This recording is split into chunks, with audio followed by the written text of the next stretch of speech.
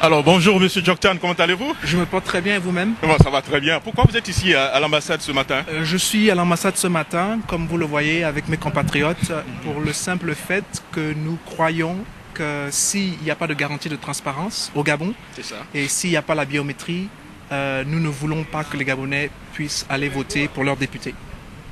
Donc nous pensons qu'en fait, le président des émergents, Ali Bongo Ondimba, n'a pas de légitimité C'est ça. parce qu'il a usurpé le pouvoir en 2009 et depuis qu'il est au pouvoir, il ne fait que confisquer les droits des Gabonais et le pouvoir, en fait, le pouvoir converge que vers lui. Je considère que le Gabon est devenu maintenant un pays dictatorial et par conséquent, je suis ici avec mes compatriotes pour témoigner mon support plutôt à ceux qui sont épris de liberté. Afin que cette mascarade puisse être dévoilée au monde, quoi. Et quel est vraiment l'objectif que vous voulez atteindre aujourd'hui? L'objectif que je veux atteindre, c'est que je veux pouvoir montrer au monde qu'au Gabon, il n'y a pas de démocratie et que les Gabonais n'ont pas la possibilité et l'opportunité de pouvoir s'exprimer et de pouvoir prendre la destinée de leur nation en main. Je pense que dans un pays, le peuple a un mot à dire. Le peuple, par les référendums, s'exprime à l'État et l'État doit être attentif au peuple. Ça ne se passe pas au Gabon. Donc, par conséquent, je pense que c'est une mascarade d'inciter les Gabonais à voter quand on sait très bien que les résultats ne seront pas le souhait et le vœu des Gabonais. Donc, moi, je dis que si Ali Bongo veut des députés, il n'a qu'à les nommer sans le peuple. Parce que l'on vote ou qu'on ne vote pas, le résultat reste le même. Mais est-ce que ce n'est pas un peu trop tard puisque les élections apparemment se tiendront la semaine prochaine? Oui, je pense qu'il n'est jamais trop tard. Il n'est jamais trop tard quand on parle de liberté, d'un peuple. Il n'est jamais trop tard pour bien faire. La raison pour laquelle je suis ici, en fait, c'est, comme je disais, je veux que ceux qui sont épris de liberté n'aillent pas voter. Une fois ils ne vont pas voter, je souhaite que la communauté internationale puisse voir la mascarade qu'il y a au Gabon, ce semblant de démocratie qu'il y a au Gabon, afin de pouvoir renforcer le fait que Ali n'est pas légitime. La deuxième chose que je veux souligner aussi, c'est le fait que, en fait, Ali Bongo Ondimba recherche sa légitimité avec ses pairs.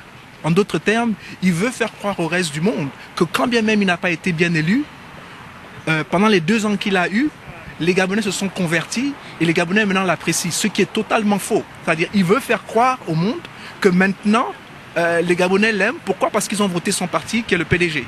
Et donc moi je dis que les majorités des Gabonais ne doivent pas aller voter pour le simple fait que nous devons dénoncer ce qui se passe au Gabon. Un mot par rapport à l'incident qui s'est passé avec l'ambassadeur? Je suis vraiment désolé pour cela parce que je considère que c'est un acte qui n'est pas juste. Ce qui m'attriste le plus, c'est qu'on s'est comporté, ou bien notre compatriote s'est comporté exactement comme Ali se comportait ou se comporte avec le peuple. Donc c'est pas quelque chose que je peux tolérer. Je pense qu'on peut échanger des idées. Je pense que l'on peut s'exprimer librement, dans la liberté, sans pour autant être violent. Je vous remercie. Merci beaucoup. Chers compatriotes, citoyens, citoyennes de notre chère nation, chers amis du Gabon, mesdames, mesdemoiselles et messieurs de la communauté internationale, suite à l'appel lancé par la société civile et l'opposition gabonaise, invitant le peuple gabonais à s'opposer sans réserve contre les prochaines législatives du 17 décembre 2011 au Gabon, nous, membres du bureau et militants de l'Union du peuple gabonais de la diaspora aux États-Unis d'Amérique, disons non à la tenue de ces élections qui ne garantissent aucune transparence. Ce non se justifie par la fraude massive, répétée et orchestrée par le régime d'Omar Bongo d'antan et par celui d'Ali Bongo Ondimba d'aujourd'hui, depuis sa frauduleuse, douteuse et controversée élection de 2009. Paul Biomba, Premier ministre du gouvernement d'Ali Bongo Ondimba, dans sa logique de soutenir la dictature, branle la volonté populaire pour rendre ineffectif l'application immédiate de la biométrie. Certes, la biométrie n'empêche la tricherie du pouvoir, mais elle vise à réduire la fraude pendant les consultations électorales. La biométrie permet également d'éviter les doublures de noms dans les bureaux de vote. Il est clair que le pouvoir usurpateur n'a pas l'intention de contribuer à la clarté de l'élection. Par conséquent, nous, membres du bureau UPG aux USA, dénonçons avec force les comportements antidémocratiques en remettant en question la légèreté avec laquelle le gouvernement de Paul Biomba traite ce dossier du fichier électoral. Il est important de vous rappeler que la loi a pris corps et a été promulguée, mise en application avec l'établissement, par exemple, des nouveaux passeports sur l'étendue du territoire et à l'étranger. Face à ce refus du gouvernement de l'émergence, des marécages et des matitis de s'associer aux revendications de la société civile et celles de l'opposition gabonaise dans son ensemble, il est quasi impossible d'organiser des élections transparentes dans un tel climat, ceci dénoncé par le feu président de l'Union du peuple gabonais, Pierre Mamboundou de son vivant. C'est donc dire le risque de voir la danse se répéter. C'est-à-dire on prend les mêmes et on recommence pour espérer des résultats différents, relève de l'utopie. Cet exercice de la fraude dont les bongos se font passer pour des maîtres met en danger l'unité, et menace l'unité et la cohésion nationale, du coup la stabilité du Gabon. Au lendemain de la Coupe d'Afrique des Nations de football supposée débuter en janvier 2012, dans ce malaise profond, nous invitons la Confédération africaine de football à reconsidérer sa décision de partager l'organisation de la dite coupe entre la Guinée équatoriale et notre pays qui traverse une crise sociale et politique qui risquerait d'entraver le bon déroulement de celle-ci. La communauté gabonaise organisée aux USA interpelle le gouvernement de Paul Biomba à faire preuve de maturité, de courage et d'esprit de sagesse en reconnaissant l'état précaire dans lequel se trouve notre pays. Tout peut éclater à un moment comme à un autre, car le peuple gabonais est au bout du gouffre. La question est de savoir pourquoi veut-on renvoyer l'application de la biométrie à des échéances prochaines. Y a-t-il une raison fondamentale à ce sujet? A-t-on simplement peur de perdre la majorité à l'Assemblée nationale? Il serait sage de reporter ces élections à une date ultérieure afin que celles-ci se fassent dans les conditions les meilleures. Plus de 85% des Gabonais soutiennent le projet de biométrie. Il va de soi que le gouvernement reconsidère sa position sur ce dossier qui fait couler beaucoup d'encre et de salive. Le bureau UPG USA, par ma modeste voix, réaffirme solennellement son attachement aux idéaux de paix défendus par le feu président Pierre Mamboundou, qui a fait de la biométrie son cheval de bataille jusqu'à sa mort précipitée le 15 octobre 2011 dernier. Par la suite, nous invitons les deux instances supérieures de l'Union du peuple gabonais, le secrétariat général, le conseil exécutif et les élus du peuple, à savoir les 6 députés, les 2 sénateurs ainsi que les élus locaux, de s'abstenir de toute participation allant dans le sens de ces échéances du 17 décembre 2011, tant que lumière n'ait été faite sur la réalité des craintes du chaos qui circule à Libreville, faisant état de la perception d'importantes sommes d'argent par le secrétaire général et son groupe, financé en 2 phases par le régime PDG pour démembrer l'UPG. Nous exigeons alors la suspension immédiate des intéressés de leurs postes respectifs jusqu'à ce que le Congrès statue sur les cas de ceux-ci.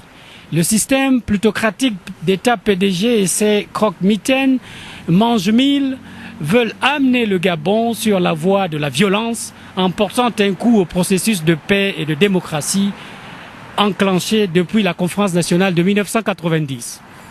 Nous, membres du bureau et militants de l'Union du peuple gabonais et de la diaspora aux États-Unis, nous nous démarquons de cette voie de la violence et ne tolérons aucune manipulation ou intimidation de la part d'un gouvernement dont les dirigeants et ses mange-mille ont juré fidélité au franc des colonies françaises, c'est-à-dire le franc CFA. À ces élus du peuple et députés de l'Union du peuple gabonais, qui se bousculent pour y prendre part à ces élections, nous disons qu'ils sont libres, mais ils n'iront pas sous l'étiquette de l'Union du peuple gabonais du défunt président Pierre Mamboundou Mamboundou. C'est pourquoi, devant l'ambassade du Gabon à Washington DC, prolongement du territoire national et en présence de la communauté internationale, nous tenons à mettre en garde le gouvernement par l'entremise de son Premier ministre contre tout acte de violence qui découlerait du refus du peuple gabonais à la tenue de ces élections. Nous lui tiendrons pour responsable de la situation et prenons à témoin la communauté internationale en réaffirmant clairement notre désaccord, qui était aussi la consigne du feu président Pierre Mamboundou Mamboundou en disant non par ce slogan: pas de biométrie, pas de transparence, pas d'élection au Gabon. Nous invitons la société civile et les partis dits de l'opposition à œuvrer par tous les moyens démocratiques pour empêcher que ces élections aient lieu au Gabon. Au peuple gabonais et aux militants de l'Union du peuple gabonais, nous vous demandons de demeurer vigilants et de refuser de cautionner les actes irresponsables de ce gouvernement et de certains membres de l'UPG par votre soutien à la société civile et à l'opposition, afin de mettre fin aux manœuvres de ce pouvoir qui, par tous les moyens, tente de fabriquer une opposition de façade composée de dinosaures et quelques crocodiles de l'ancien régime dont les comportements visent à créer une opposition fictive basée sur la corruption et les intérêts personnels du ventre.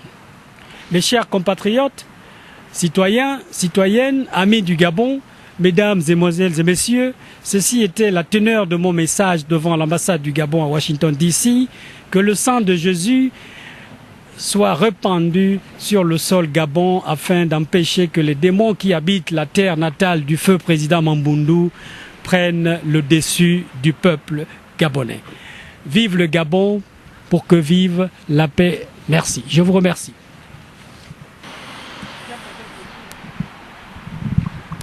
Monsieur André Boissa, bonjour. Bonjour, monsieur Jacques Rouget. Comment allez-vous? Très très bien. Voilà, je crois que vous êtes l'un des représentants, j'allais le représentant du parti de monsieur Pierre Mamboundou aux États-Unis. Alors pourquoi en Amérique du Nord. En Amérique du Nord, voilà, en Amérique du Nord, voilà. Yeah. Pourquoi vous êtes devant l'ambassade de votre pays aujourd'hui? Bon, nous sommes venus ici pour, en fait, donner notre avis par rapport, bien sûr, à tout ce qui se passe au Gabon. Le Gabon est en train de vivre encore une fois de plus une période très très critique. Il y aura de soi-disant élections dans quelques jours. Nous sommes venus ici à cette ambassade parce que c'est le symbole en fait du Gabon et aussi le symbole du pouvoir pour essayer de montrer notre désaccord vis-à-vis de ces élections qui ne reflètent pas l'image en fait des élections transparentes et qui donnent du crédit à notre pays. Alors, l'autre question que j'ai juste tenté de vous poser aussi, à savoir, est-ce que vous allez participer à ces élections, puisqu'à un moment donné, je crois qu'il y avait une partie de vos militants qui voulaient aller aux élections. Quelle est la position réelle de votre parti aujourd'hui? La position réelle de notre parti est que la base du parti n'est pas d'accord pour ces élections. Mais nous voulons en fait nous prononcer dans le cadre bien sûr des Gabonais de la diaspora. L'UPG diaspora à plus de 98%, 99% n'est pas d'accord à la participation à ces élections. Donc, il est bien entendu qu'il y a, disons, des membres de l'UPG qui ont décidé de participer à ces élections, mais ça n'engage que. Maintenant, pour ce qui est de l'UPG diaspora, qui comprend non seulement les États-Unis, mais également l'Europe, le Canada, l'Amérique latine, nous avons pensé que ces élections n'avaient pas de raison de se passer et que M. Omar Ali Bongo et son gouvernement devraient normalement reporter les élections pour que les conditions de transparence soient réunies. Parce que, M. Jacques Roger, comment voudriez-vous avoir, des députés qui n'ont pas été votés par le peuple? À la suite, par exemple, de ces élections, vous allez vous rendre compte que peut-être 5% ou 2% de la population gabonaise va aller aux élections. Mais comment vous pouvez donner du crédit à ce genre, bien sûr, de législature, quand vous savez qu'elle n'est pas représentée par la majorité du peuple gabonais? Donc si je comprends bien, si M. Pierre Mamboudou était encore en vie, quelle serait sa position à votre avis? Sa position serait, je suppose, celle qu'il a eue avant sa mort. C'est-à-dire pas d'élection, disons pas de biométrie, pas de conditions de transparence, pas d'élection. Et je pense que c'était à quelques semaines avant les élections qu'il est mort. Donc je suppose que nous retenons en fait sa dernière volonté. Est-ce qu'on peut parler de politique de la chaise vide? Est-ce que cela ne va pas certainement pénaliser votre parti? Politique de la chaise vide, non. Parce que quand on parle de politique de la chaise vide, ça voudrait dire que il y a en fait une volonté manifeste de ne pas participer à quelque chose quand les conditions sont remplies. Mais dans cette circonstance, les conditions n'ont pas été remplies. Donc ce n'est pas une politique de la chaise vide, mais c'est une politique de responsabilité. Donc, nous avons pris notre responsabilité de ne pas cautionner, disons, de ne pas servir de gage ou de caution électorale. Parce que sur le plan politique, quand vous allez assister à une élection dont vous savez que vous êtes perdant d'avance parce que ceux qui gèrent ces élections sont en train de se préparer pour gagner de façon machiavélique, comme les gens pourraient le dire. En ce moment, vous devenez une caution, en tout cas politique, une caution électorale. Nous avons décidé de ne pas être une caution électorale. Qu'est-ce que ce sitting peut apporter certainement dans ce débat? Ce sitting, en fait, est symbolique. Nous sommes venus ici tout simplement pour officiellement donner notre, comme le secrétaire général a lu ce discours tout à l'heure, nous sommes venus en fait donner notre avis par rapport à ces élections. Non seulement l'avis de l'Union du peuple gabonais, mais aussi l'avis de l'opposition dans la diaspora, mais également de ceux qui se considèrent comme, disons, membres de la société civile. Les Gabonais, la diaspora, dans toute leur majorité, disent que ces élections n'ont pas leur raison d'être et le gouvernement en place devrait surseoir ces élections et mettre les conditions de transparence afin que notre pays ait une législature en fait qui représente, qui rend digne notre pays. Alors, si vous voulez, la toute dernière question que je vais vous poser, c'est avant de vous laisser partir, hein, par rapport à l'incident avec votre ambassadeur aujourd'hui. Alors, quelle est certainement, vous, votre analyse et votre commentaire? Est-ce que cela ne met pas votre parti dans une mauvaise position? C'est que votre parti a toujours été un peu, en guillemets, agressé le plus souvent, mais aujourd'hui, on a l'impression que vous êtes un peu l'agresseur. Nous avons eu plusieurs manifestations.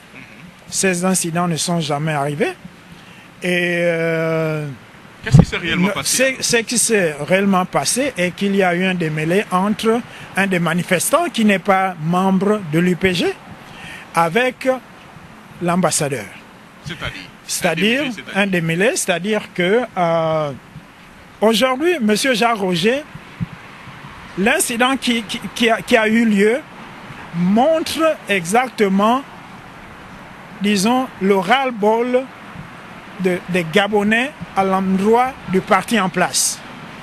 Ce ras-le-bol, disons, ceux qui n'ont pas de maîtrise peuvent aller au-delà. Je n'encourage pas cela, mais nous aurions souhaité que ça se passe pacifiquement comme nous l'avons toujours eu. On a eu plusieurs marches. Et c'est un incident regrettable. Vous avez vu la police, les services secrets et tous tous ces Américains qui étaient là, c'est un événement regrettable d'une part, mais d'autre part, le pouvoir doit essayer de voir comment ne pas pousser la population à bout. Ce pouvoir qui fait pire que ce que vous avez vu, c'est un pouvoir qui tue, c'est un pouvoir qui menace, c'est un pouvoir qui restreint tout, c'est ce même pouvoir qui prive les Gabonais de leur liberté, c'est ce même pouvoir qui vole, disons, tout du pays et qui confisque même, disons, les moyens, disons, les ressources naturelles et qui vole même l'argent. Donc, c'est un pouvoir qui fait plus que ce que nous avons vu. Aujourd'hui, certainement, au Gabon et dans le monde entier, les Gabonais vont parler de cet incident.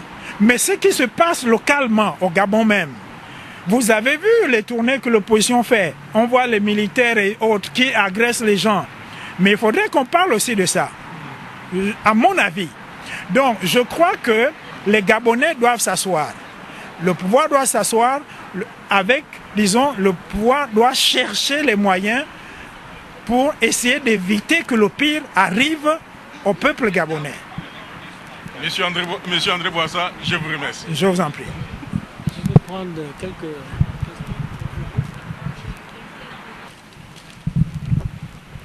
Alors, oui, bonjour, monsieur Abamani. bonjour, monsieur Jacques Roger. Voilà.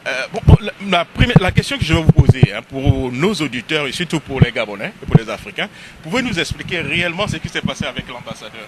Est-ce que, voilà, expliquez-nous ce qui s'est réellement passé. Ben, écoutez, je crois que même dans une famille, on a toujours des esprits chauds. Il y a eu quelques échanges entre l'ambassadeur du Gabon et un des manifestants. Quelques échanges, c'est-à-dire c'est-à-dire que des échanges de paroles. Okay. Ben, il se trouve que l'endroit où était placé l'ambassadeur, c'était pas tout à fait indiqué. En reculant, il a fait une chute, ce qui a valu justement la chute qu'il a faite là. Mais il ne s'est pas réellement passé des échanges de coups, des choses comme ça. C'est juste que en reculant, il a fait une chute, voilà. Vous regrettez l'incident ou bien vous êtes en train d'expliquer, chercher à expliquer ce qui s'est réellement passé? Non, mais écoutez, je ne regrette pas l'incident en tant que tel. Vous savez, dans ce genre de manifestation, il faut s'attendre à tout.